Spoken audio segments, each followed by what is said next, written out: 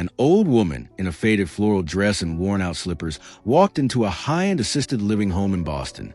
Her hands trembled as she clutched a small paper bag. She approached the front desk with a gentle smile. "Hello, dear," she said softly.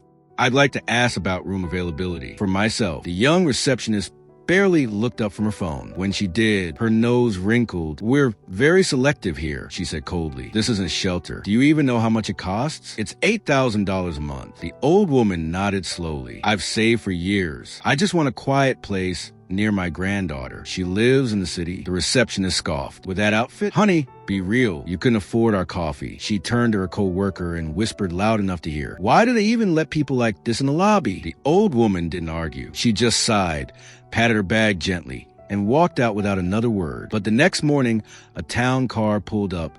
Out stepped the same woman, this time in a pearl necklace, soft cashmere coat, and hair neatly styled. Behind her came two lawyers. She walked straight to the manager's office. "Mrs. Eleanor Whitmore?"